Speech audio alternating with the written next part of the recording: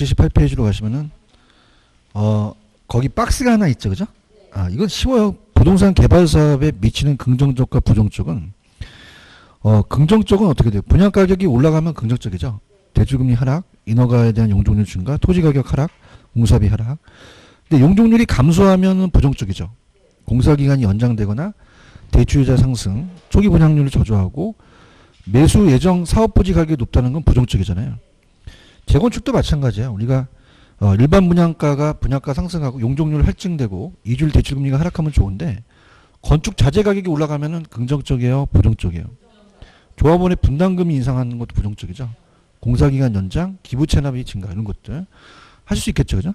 이건 이제 기본적인 거고 넘겨볼게요. 넘기시면은 경제기반 분석인데 우리가 181페이지 가시면은 181페이지 맨 밑에 입지계수 저번에 했었죠. 그래서 입지계수 위주로 가져가세요.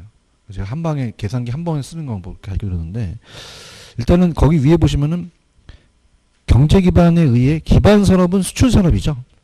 지역에 생산된 제품이나 서비스 지역 밖으로 수출되는 산업이고 비기반 산업은 지역 내에서 생산된 제품이나 서비스가 지역 주민들에게 전적으로 소비되는 건데 자 밑에 가시면은 중간에 경제기반 승수라는 단어가 있나요?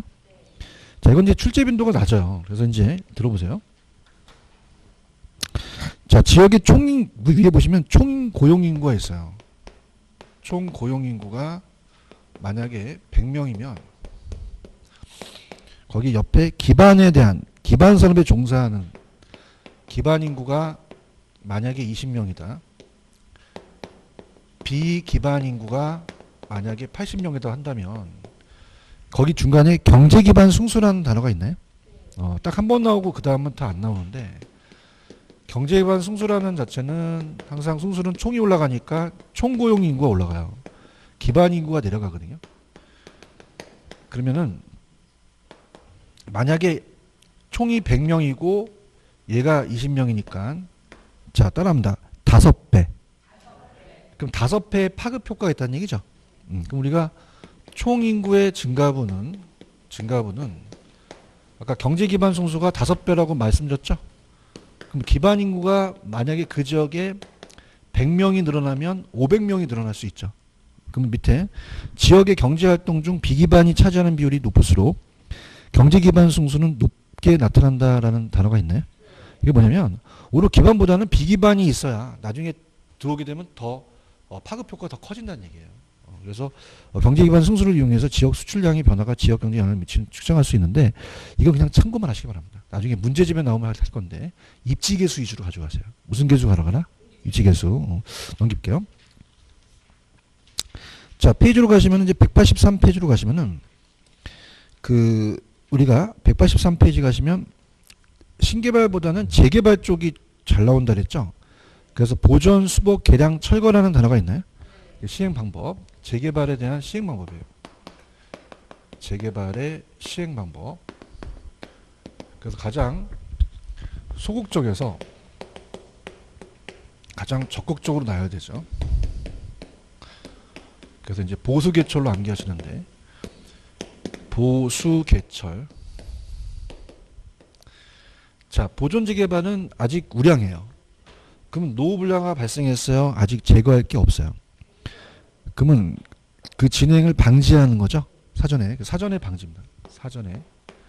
사전에 예방하는 겁니다. 그래서 보존이라는 거는 아직 제거될 대상이 있다 없다? 없기 때문에 그 진행을 방지하기 위해서 미리 예방하는 거죠. 예방. 그래서 보존이라는 거는 사전에 방지하는 거고 자 수복이라는 거는 제거할 대상이 있어요. 그래서 노후불량화만 됐죠. 그래서 따라서 요인만 제거 요인만 제거 이런 게 들어가야 되고 그 다음에 개량이나 철거 같은 거는 기존 시설이 미비해서 자 개량은 확장, 개선, 첨가라는 게 들어가고요. 철거는 완전히 제거예요. 완전히 제거나 완전히 대체가 되겠죠. 자 할게요. 자 수복했고 개량 있어요. 개량은 기존 시설의 확장 개선이라는 단어가 있죠. 그 다음에 철거는 기존 시설을 어떻게 됐어요? 완전히 철거했죠. 대체했다 이렇게 해서 보수 개철로 암기하시기 바랍니다. 아시겠죠, 그죠?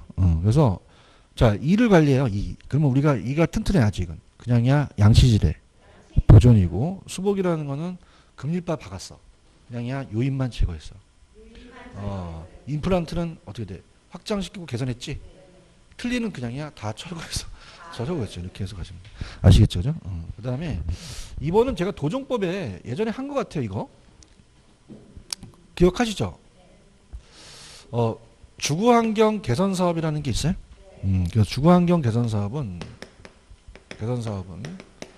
제가 극히 극단 주거라고 했었죠. 기억나시죠, 그죠? 그럼 어떤 단어가 튀어나와야 돼요? 극히 열악 튀어나오고, 자, 그 다음에 어떤 거? 단독주택이라고 되죠. 기억하시죠, 그죠?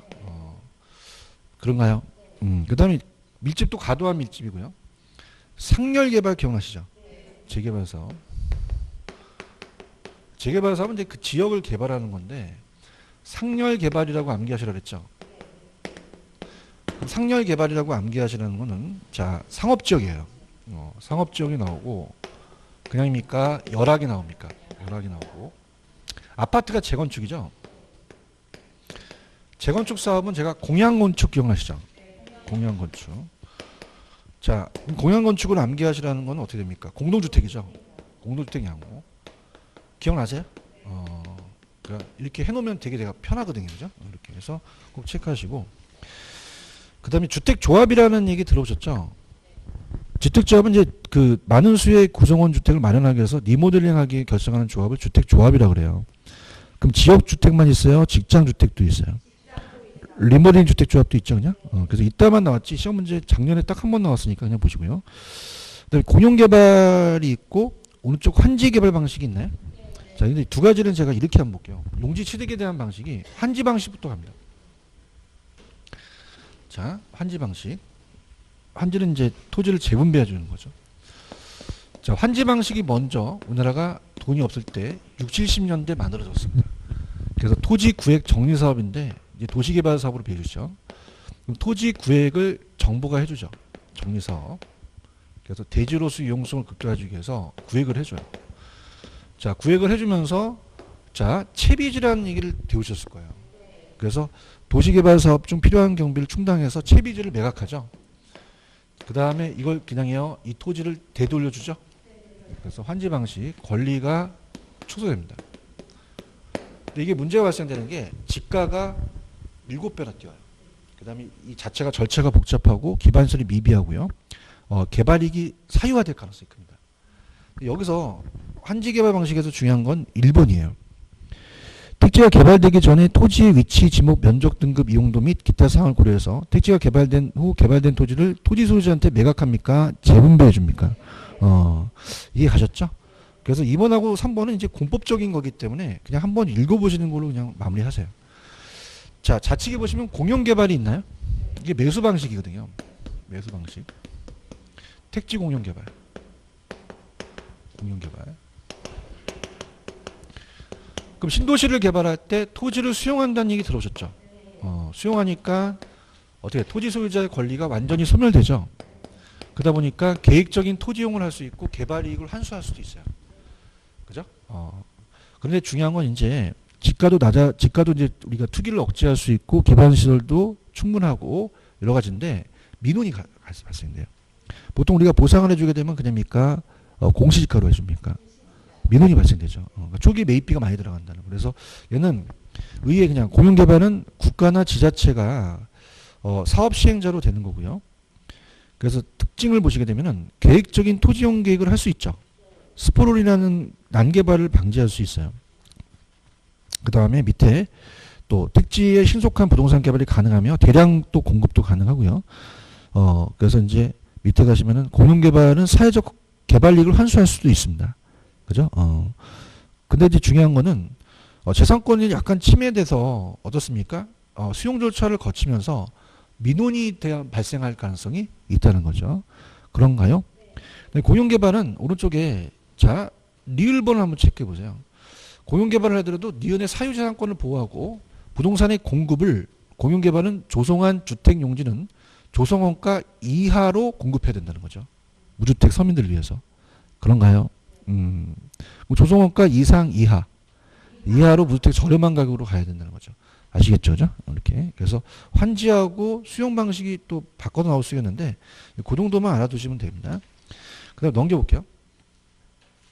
넘기시면은 그 민간 개발 방식이라는 단어가 있나요? 별표 3개 치시기 바랍니다. 굉장히 중요합니다. 자, 이걸 제가 한 문제로 구성을 했는데 이 민간의 부동산 개발 사업 방식이 자체 개발, 지주 공동, 그 다음에 토지 신탁 컨소시엄이라는 게 있죠. 이 네 가지가 이제 시험 문제가 나와요. 그래서 이제 우리가 이 신탁에 대해서도 이제 이따가 잠깐 보여드릴 텐데 민간의 부동산 개발 사업 방식입니다. 자, 민간의 부동산 개발 사업 방식이에요. 택지 개발이 민간도 택지 개발을 할 수 있겠죠, 그죠? 그래서 전체적인 게 먼저 자체 개발 사업이 나옵니다. 자체 개발 사업은 토지 소유자가 다 해요. 그래서 토지 소유자가 지가 갑돌이가 토지도 제공하고 자금도 돼서 지가 다 알아서 한다는 거죠. 모든 이익 기속 주체는 토지 소유자가 갖고 가겠죠. 그럼 안 위험해요? 위험해요. 그래서 여기 팁을 드리면 여긴 개발업자가 들어가면 됩니까? 안 됩니까? 안 됩니다. 개발업자가 나오면 안 돼요. 그럼 여기는 누가 등장하면 안 됩니까? 개발업자. 다 누가 등장해야 돼요? 토지 소유자. 들어볼게요. 자체 개발 사업 있나요? 다 누가 들어간다고요? 사업 주체가 되고 자금 조달했죠. 그래서 개발 사업이 진행하고 사업 시행자의 의도대로 사업 추진이 가능하며 많은 수익을 획득할 수 있고 위험이 크고 자금 조달의 부담이 크죠. 위관리 능력이 요구되죠. 그래서 지주 공동 사업이 나오게 됩니다. 자, 지주 공동 사업은 공동으로 사업을 한다는 거죠. 지주 공동 사업. 지주가 토지 소유자예요. 토소라고 할게요. 그냥.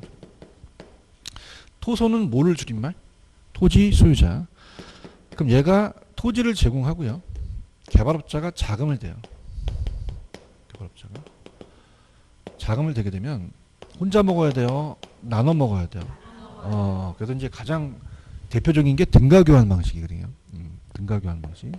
같은 가격으로 교환하는 방식입니다. 그래서 만약에 얘가 60억 냈고 얘가 40억 냈으면 나눠 먹어야 되죠. 그래서 등가 교환 방식이 가장 대표적인 게 그 안에 공사비 대물 변제형이라는 게 있어요.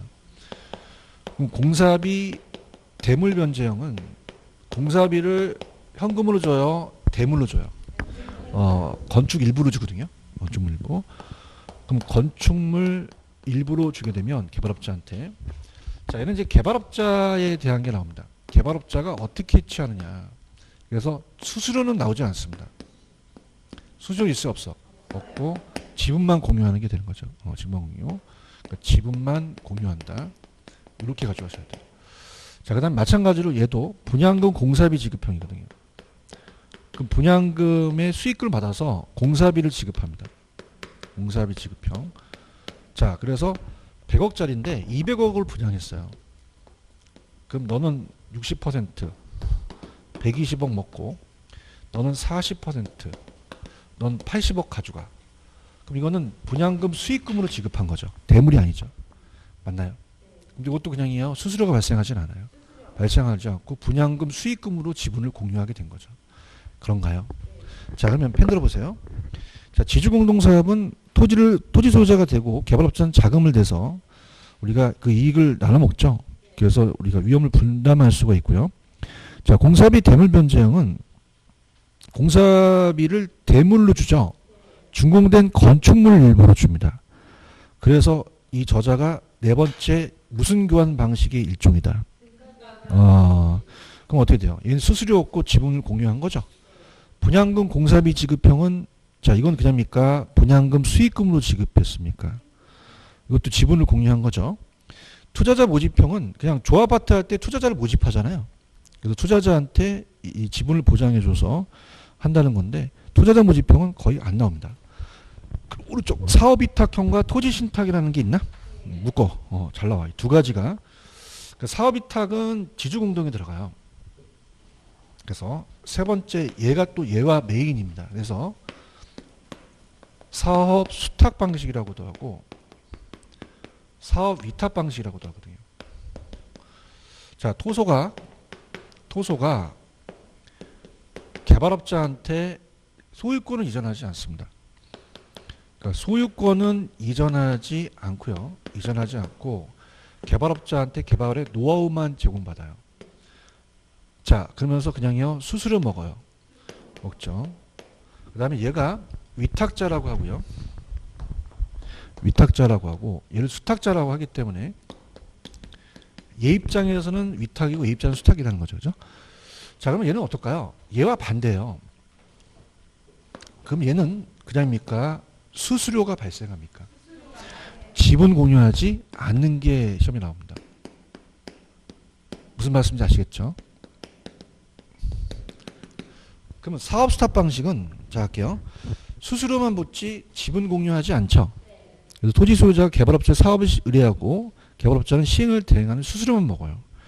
그래서 지분 공유하지 않습니다. 분양 임대하거나 개발업자가 대행하는 거죠. 근데 토지 신탁은 이 아예 신탁으로 맡겨버리는 거야. 다 소유권이 넘어가겠죠. 그래서 세 번째 우리가 토지 신탁 방식. 그래서 토지 개발 신탁입니다. 개발 신탁 방식. 그럼 토소가 자 이건 그냥이에요. 형식적으로 소유권을 이전시키죠. 공시법 시간에 부기등기라는 얘기 들어보셨죠? 그래서 이거는 토소가 소유권을 넘겨요.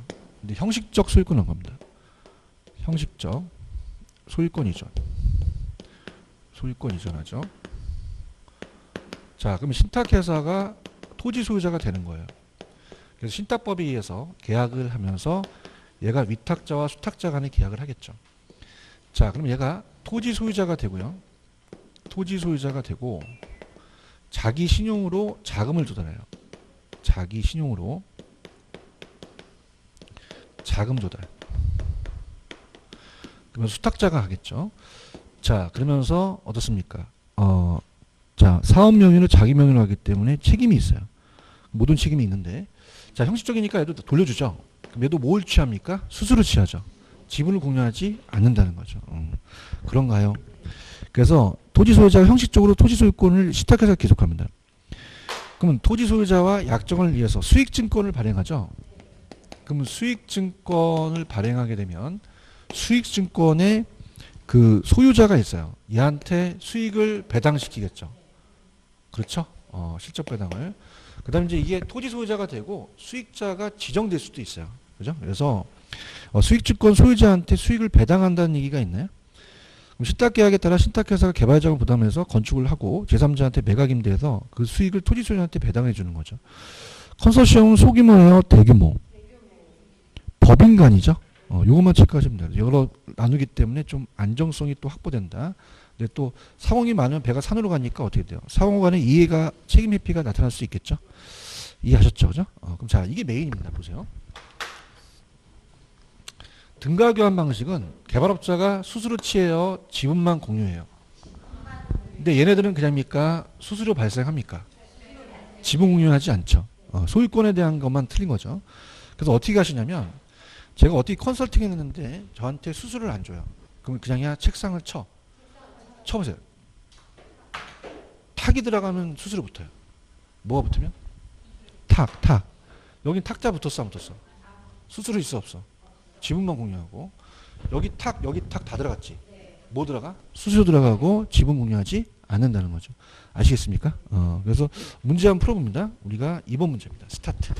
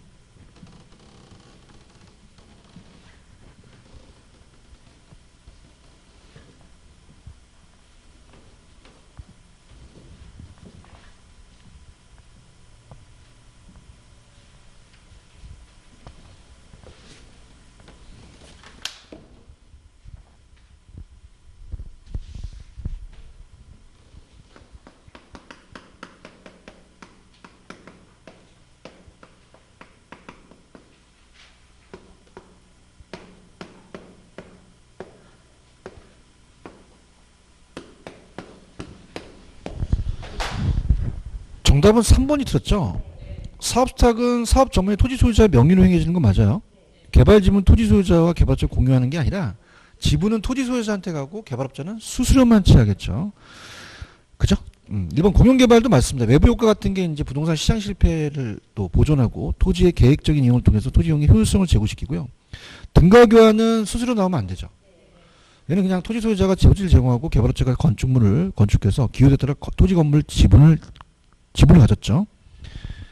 그 다음에 토지 신탁은 어떻게 돼요? 아까 토지 소유권 형식적으로 신탁에 넘어갔죠. 그럼 토지 소유자가 약정에서 수익주권을 발행하면 수익주권 소유자에게 수익을 배당해주고, 컨소시엄은 대규모고 법인간 맞죠? 이렇게 해서 정리하십니다. 188페이지입니다. 자, 민간자본 유치, 민자유치라는 얘기 들어오시죠? 이게 민간 투자 사업 방식인데 가장 유력한 게 오른쪽 박스에 BTO하고 BTL이에요. 자, 그러면 우리가 이제 찾는 걸 가야 되는데요. 자, 오른쪽에 2번하고 3번 있나요? 2번, 3번 찾으셨죠? 그럼 자, 제가 찾아드려 볼게요. 자, 2번에 BTO라는 단어가 있나? 그러면 건설에 이 저자분이 해놓으셨죠? 또 어디에다 해놓으셨어요? 양도가 트랜스퍼고 또요? 운영이죠. 그럼 이건 뭡니까? BTO라는 얘기죠. 그런가요? 수익형입니다. 그래서 이거는 고속도로나 터널 같은 걸 얘기를 해요. 통행료를 받죠. 그 사회 기반시설이 건설의 사업 방식이에요. 고속도로나 터널이고요. 그 다음 밑에 BTL 방식 있죠. 근데 이거는 제가 체크해 볼게요. 지금 임차만 돼 있다고 보니까. 공공시설에 건립이라는 단어가 있나? 건립이 빌드예요. 건립하고. 그 다음에 두 번째, 이 소유권을 정부나 지자체에 넘기고라는 단어가 있죠. 이 넘기는 게 양도예요. 트랜스포. 찾았어요? 그 다음에 임차 있죠. 그럼 임차는 리스잖아요. 그런가요? 그럼 임대형이에요. 그럼 이건 BTO예요? BTL이에요? 그러면 이거는 어떻게 됩니까? 학교나 기숙사 같은 거죠. 그래서 학교, 기숙사, 그 다음에 뭐냐면 도서관, 군인 아파트 같은 거죠. 학교 시설이나 교육 시설이나 군인 아파트. 자, 그러면 얘네들이 자 보세요. 건설, 양도, 운영은 예찍고 건립, 넘기고 임대하면 예찍으면 되죠. 근데 이게 안 나오고 이 예제만 나올 수 있어요. 그죠? 그럼 어떻습니까? 만약 시험제가 고속도로 터널을 통과해서 그 통행료로서 투자비를 회수하는 건 BTL입니까? BTO입니까? 오거든요. 그럼 어떻게 아메로 가냐면, 자, 따라합니다.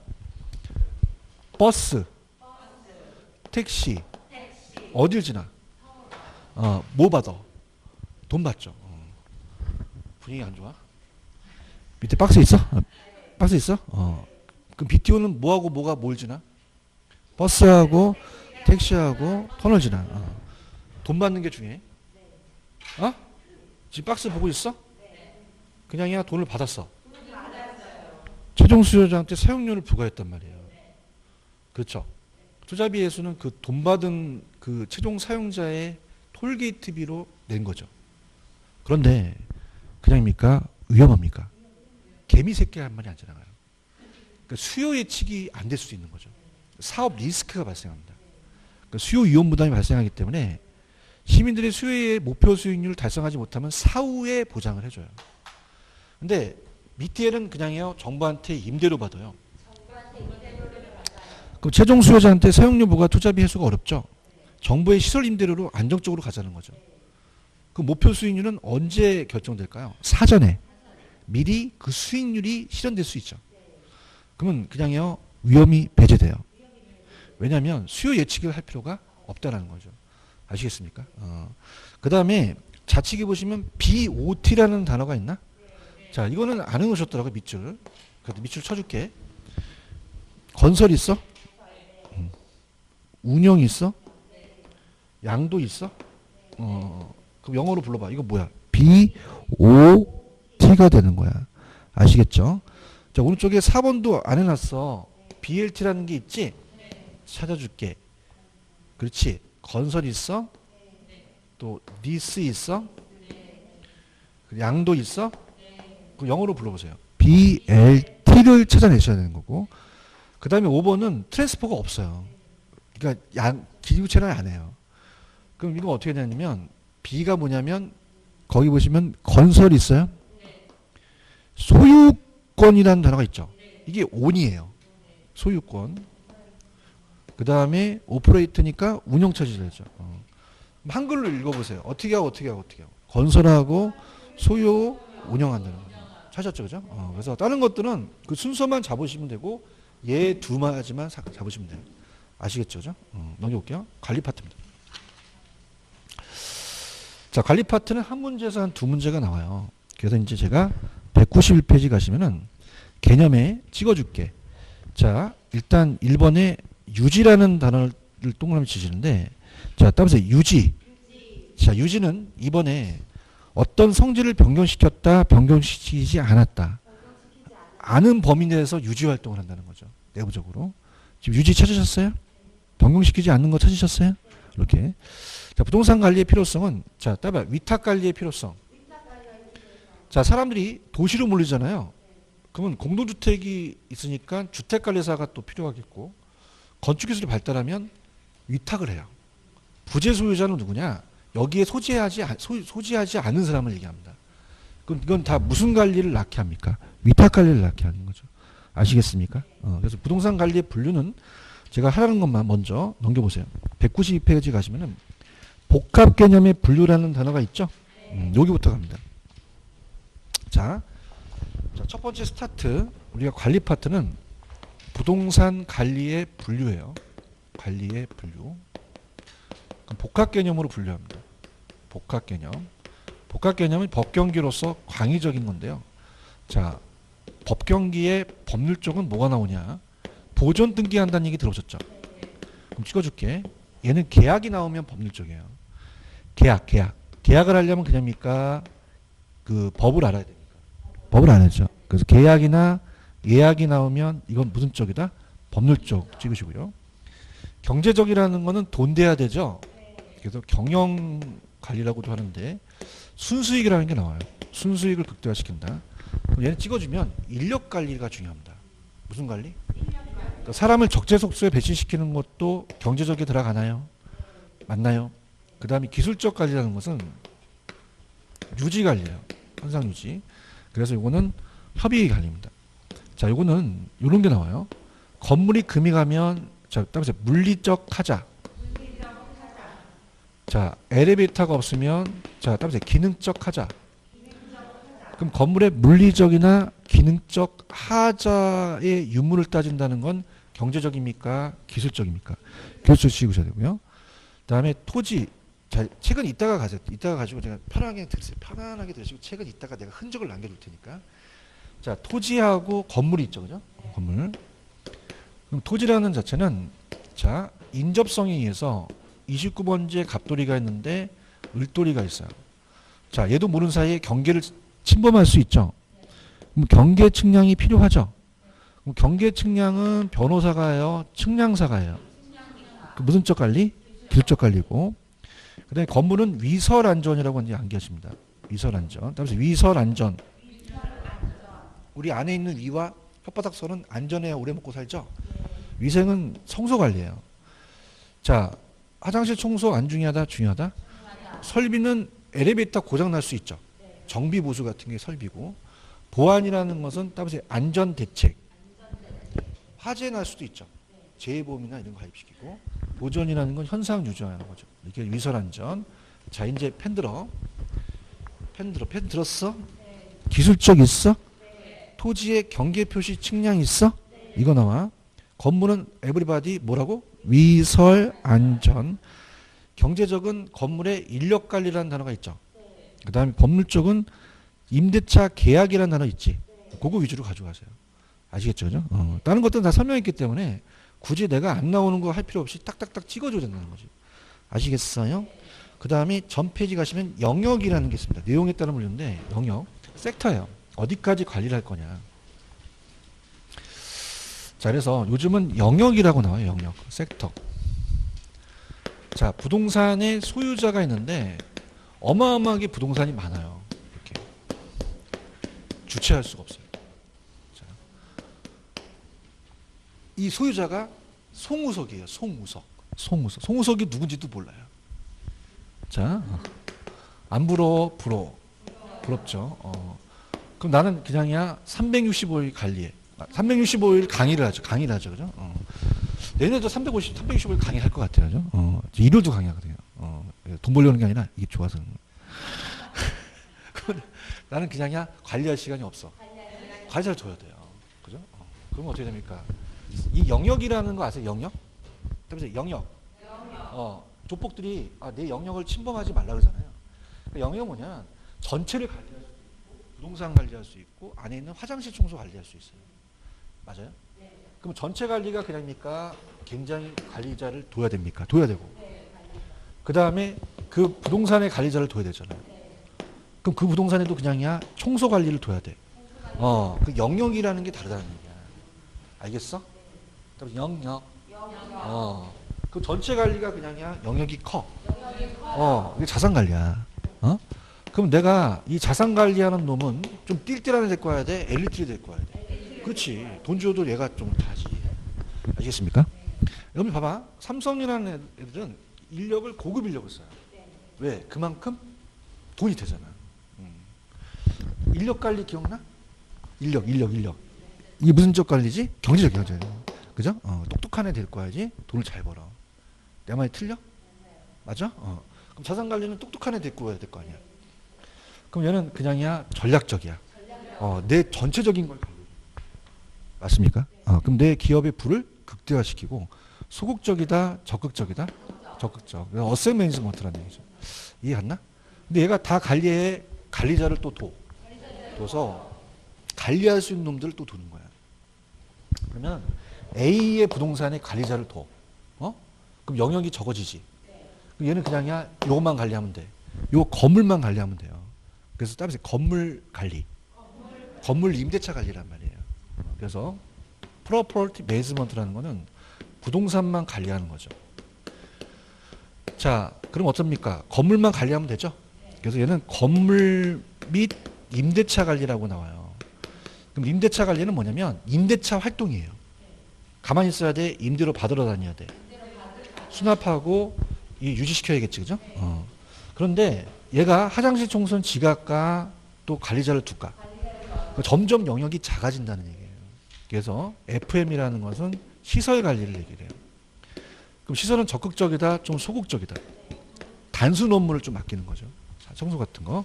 그래서 적극적은 지읒 들어가니까 자산에도 지읒 들어갔지? 소극적이 시읒 들어가니까 시설도 시읒 들어갔지? 이렇게 해서 나누는 거지. 근데 얘는 이제 외주를 준다고 나오고 에너지 관리가 나와요. 그럼 교수님 찍어주세요. 그러면 자산 관리와 시설 관리를 바꿔냅니다. 얘는 한 번도 나온 적이 없었어요.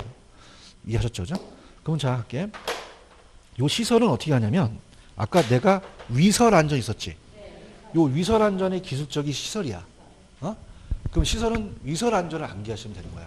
자, 위가 뭐지? 그러면 청소 관리야. 설비는 운전 보수지. 자, 그냥이야. 이건 보안전 대책이야. 재해보험이나 가입하고 있는 거, 화재보험. 요거는 보존하는 거지. 그러면 시설에는 요 위설 안전이 들어가요. 근데 외주 관리나 에너지 관리라는 게 들어갑니다. 그죠?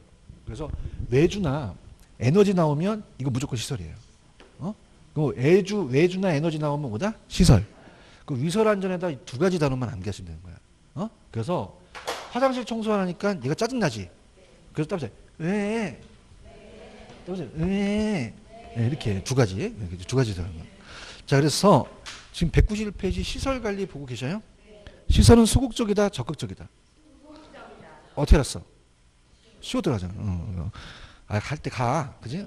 시설 운영하고 유지하는 거지. 넘겨봐. 그럼 얘는 소극적이지? 단순 업무만 하는 거야.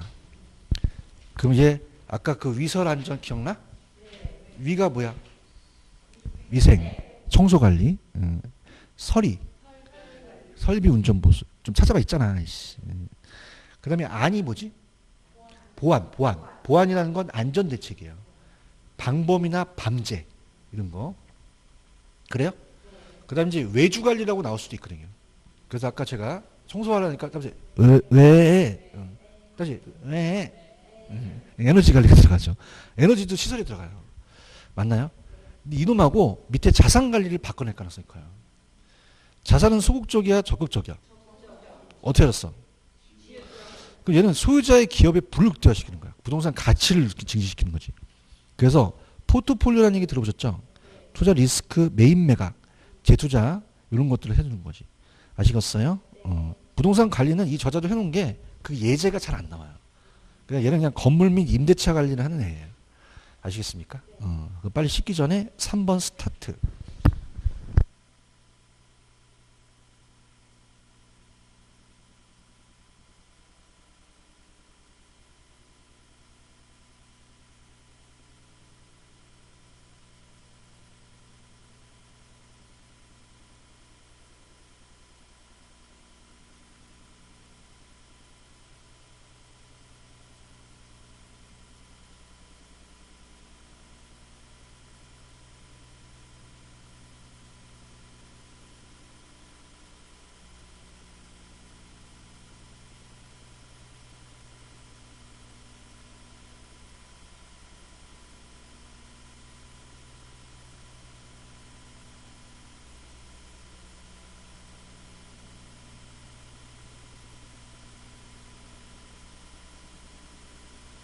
여러분 시설 관리는 아까 그 위설 안전 기억하시죠? 위생이 청소 관리잖아요. 설비고. 그 다음에 보안 관리죠. 그다음 아까 제가 왜 기억나세요? 에너지도 시설이잖아요. 그럼 아닌 건 뭐니? 2번이 부동산 매입 매각이 자산이 되겠지. 알겠어요? 됐습니다. 그 다음 193페이지로 가볼게요. 자시면은 자 관리의 주체라는 단어가 있어요. 그러니까 자가관리는 자치, 자영, 직접이 나왔기 때문에 지읒 들어가니까 다 얘고 위탁은 외주 간접인데 자가관리가 가장 오래된 관리 방식이죠. 이가 나왔고 위탁이 가장 진보된 거고 혼합은 일부하고 내가 맡기니까 책임 소재가 분명해요, 불분명해요. 가도기에 채택되겠죠. 그럼 자가와 위탁이 반대로 나올 가능성이 큽니다. 그러면 자가와 위탁 갈게요. 자, 자가관리 차셨습니까? 자가관리는 자 맡기니까 입주자에 대한 최대 서비스와 소유자의 위사 능력에 대한 통제력이 발휘되고 종합적 관리하고 기밀 유지 보안 관리 애호 정신이 높지. 근데 바로 위탁 관리의 단점을 가봐. 그냥이야 이게 다 반대야. 자 어떨까? 관리원이 인사이동 심해서 관리자 하자가 나타날 수 있고 조업원의 소진이 기술이 저하되죠. 애호 정신이 높아 저하돼. 자관리의 단점이 위탁 관리의 장점이죠. 그럼 자가는 어떻게 될까? 가장 중요한 게 전문성이 결여되죠. 그 다음에 인력 관리비가 더 비효율적으로 나가고 여기 없지만 우리가 뭘 계속 하시면 타성에 젖는다는 얘기 들어오셨죠. 타성화 됩니다. 이거의 불합리한 지불입니다. 그러면 위탁 관리 가볼게요. 위탁 관리는 그냥이야 전문적 관리가 돼. 소유자가 본업에 전념하죠. 관리 비용을 좀 저렴하게 가고 관리를 위탁하기 때문에 자사의 참모치기를 하고 전문성을 갖고 딱 활용할 수 있겠다는 거죠. 이해 갔나? 자, 혼합은요. 관리 업무에 대한 강화 지휘 노력을 발휘하고 위탁관리 편의를 이용해서 우리가 위탁관리에 자가관리에서 위탁관리에 가도기에 채택되죠. 근데 가장 중요한 건 단점이 책임 소재 명확 불명확. 요거 좀 가져가세요. 아시겠죠, 그죠? 그래서 제가 나중에 좀 시간이 되면 그 문제집을 할 때 제 요약을 조금 드릴 거거든요. 그 요약은 좀 이 책도 잘 썼는데 한눈에 좀 보일 수 있는 요약을 드릴게요. 들어도 될까요? 들어서 딱딱 끊어져 가지고 할 수 있게끔 만들어 줄게요. 아시겠죠? 그죠? 그래서 이렇게 자 여기까지 보시면 됩니다. 여기까지 보시면 되고 그다음에 부동산 관리 활동이라는 게 있는데 요거는 자 조금만 보고 갈게요. 부동산 관리 활동이 임대차 활동이라는 게 있죠. 임차인의 선정 기준이라는 단어가 있죠. 요것만 간단하게 갑니다. 자 관리 활동이에요. 관리 활동 임대차 활동입니다. 자, 주거용이 있고 이제 매장용 부동산이 있고 공업용 부동산이 있는데 임차자의 선정 기준이에요. 임차자를 선정하는 기준이 있습니다. 가볼게요. 자, 주거용은 보시면은 유대성이라는 단어가 있네. 유대성은 뭐냐면 사람과 사람이 잘 어울려야 된다는 얘기예요. 그 다음에 상업용 부동산이라는 거 있죠. 상업용이 매장용인데 여기서 매장용이라는 거는 사람을 매장시키는 묘지야 쇼핑센터야. 그 매출액이 중요하다는 거죠. 그래서 가능 매상고가 중요해요. 가능 매상고. 가능 매상고가 요게 이제 수익성을 얘기합니다. 수익성. 그 다음에 사무실이나 공업용은, 자, 사무실이나 공업용은, 자, 목조 건물에 화학 공장 들었으면 안 되죠. 그럼 건물과 용도가 어울려야 된다는 얘기입니다. 그래서 이거는 적합성이라는 얘기가 있어요. 찾았습니까? 그래서 자, 주거용은 유대성이고 공업용은 적합성이죠. 그렇죠? 설날에 한국영화 걸작선에 주유소 습격 사건 보신 적 있죠? 설경구시 나오는 게 공공의 적이죠. 공업용은 적합성이 가지고 이렇게 공공의 적 이렇게 아시겠죠, 그죠? 뭐 크게 바라지는 않았어요, 그죠? 안 하려다가 했어요, 그냥. 자, 주유소 습격 사건 공공의 적. 자, 그 다음에 임대차 계약 있어요? 자, 주거용은 조임대차라고 돼 있죠. 조임대차는 총이에요, 총. 총이라는 거 아시죠? 그러니까 뭐냐면 순수한 임대료랑 나머지 부분을 다 임대인한테 지불해요. 그래서 그냥입니까? 조임대차입니까? 그래서 임차인은 다 지불해서 임대인이 부동산 운영에 수반되는 비용을 지불하는 형태가 되겠죠. 주거용입니다. 근데 밑에 순임대차라는 게 있어요. 자, 순임대차는 순수한 임대료만 내고 나머지 걸 협상해요. 그래서 어떻습니까? 순수한 임대료에다가 그 외 경비는 협의한다고 나와 있죠. 그래서 3차가 일반적인데 그렇게 하고요. 비율임대차는 뭐냐면 매출액의 비율대로 내는 거예요. 작년에 이제 계산 문제가 나왔는데, 그래서 임차인은 순수한 임대료만 지불하고, 자, 그러니까 비율임대차라는 게 있나요? 비율임대차는 임차인의 총 수입의 일정 비율이라는 단어가 있죠. 그럼 비율이 들어갔으니까 무슨 임대차예요? 그래서 매장용 부동산에 적용되는 거죠. 아시겠죠? 좀 약간 야매로 간다면 주거용은 순임대차예요, 조임대차예요? 공업용은요? 순. 주거용에 지읒 들어갔죠? 그러면 순에 지읒 들어가요, 조임대차 조임대차라고. 그러니까 공순이. 공업용은 순임대차가 되는 거죠. 아시겠죠, 그죠? 암기할 수 있어요? 이렇게 가시면 되고, 임대료 수집은 참고하시고 3번이 나옵니다. 부동산 유지활동이라는 게 있나? 이건 잡으세요. 자, 유지활동은 세 가지가 있는데 찍어드린다면 뭐하고 뭐가 나오냐면 예방적하고 대응적이 나옵니다. 찾았어요? 그래서 예방적은 사전에 미리 예방을 하는 거예요. 대응적은 사후에 하는 거죠. 그러면 사전에 하는 게 좋아요? 사후에 하는 게 좋아요? 사후에 하게 되면 문제가 발생하면 예방적 유지활동보다 유지 비용이 더 많이 들어갑니다. 그래서 사전적이 더 중요하다는 얘기죠. 아시겠습니까? 일상적은 통상적으로 수행하는 건데 일상적, 예방적, 대응적에서 가장 중요한 건 뭐니? 예방. 대응은 사전이니 사후니? 사후. 그 다음에 이제 수정적이라고 나온 적도 있었거든요. 그렇게 가져가시면 되고요. 자, 그 다음에 밑에 보험은 그냥 손해보험 같은 경우는 이제 화재보험 같은 거 손해보험이고, 책임보험은 이제 어떻습니까? 우리 방문자가 또 다칠 수도 있죠. 그건 이제 상해보험 같은 걸 얘기한다고. 5번 아예 지우세요. 안 나옵니다. 5번 하지 마세요. 하지 마세요. 이건 끊겼어요. 한 20년 정도 끊겼기 때문에 해봤자 입만 아파. 그죠? 이렇게 하시면. 오른쪽 건물의 내용 요소와 생애 주기는 이건 별표 하나 쳐놓으시고, 이건 조금만 쉬었다가 갈게요. 좀 하십시오.